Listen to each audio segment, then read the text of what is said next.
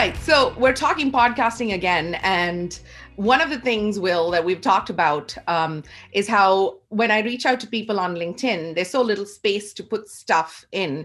It's important to be like, here's how I know you, here's a quick introduction on me, and I always put in, I'm the co-host of the 4 a.m. Report, a podcast on what keeps founders up at night. And when you construct a note with some care for an invite, you usually get a response, like 100% of the time, I'd say.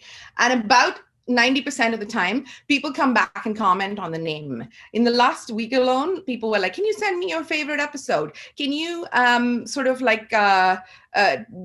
me about the name? Tell me, I should go listen to it. Or I know someone who would be a great guest. So I'd say that name alone has been the gift that keeps giving for us. Would you agree?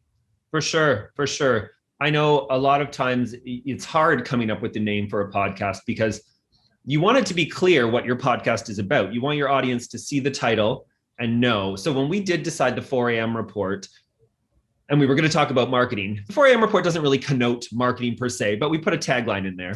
A tagline can help you folks. But we really liked the 4 a.m. report because Susan and I often had discussed how, I woke up in the middle of the night thinking about this. And oftentimes it was something silly. And it was, I can't believe I wrote that as a subject line in an email. It's something silly and work-related, stress that would wake me up.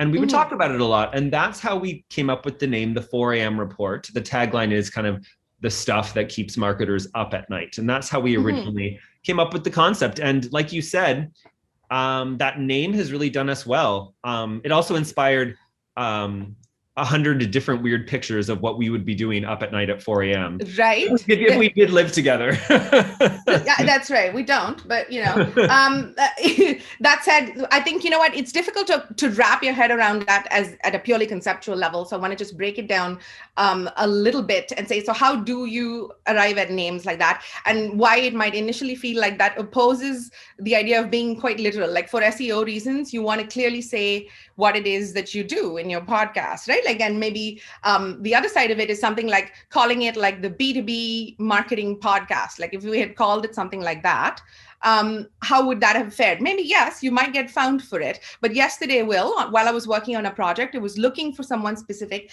Let's say it's an imaginary name like John Smith, who runs the B2B marketing podcast. I really was trying hard to find this person, and I had to go through 7 different podcasts of similar name things before I actually found the one. So you see what I'm saying? When you go down the literal route, you're in the crowd. Like everybody is named that way, and sometimes you don't get found. So it's really worth thinking about that creative naming. But again, that authenticity piece, right? We had a story that turned into the name. We didn't try to smart name and then turn it into a story. I feel it's very much our vibe. Oftentimes, these things just fall into our laps and we're like, oh my gosh, that's a great idea. Let's run with it, which is something else I would say, Susan, to people who are hesitant maybe to try podcasting like we were. And I think this is because maybe I had a wingman in you, a wing woman in you.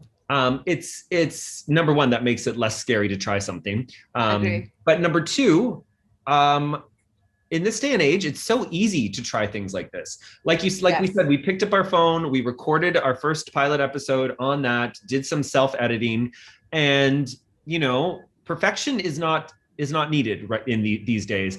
And so I would say to people out there who maybe think there's too many podcasts out there, or I don't think I'd be a good podcaster, take 10 minutes like we did and fool around a little bit and see. Often that's how you can get a feel for something. Yes, I agree. I think so. It's not difficult anymore. There's many ways in which you can do it, and many levels at which you can get support as well, right? And so it's really worth checking that out.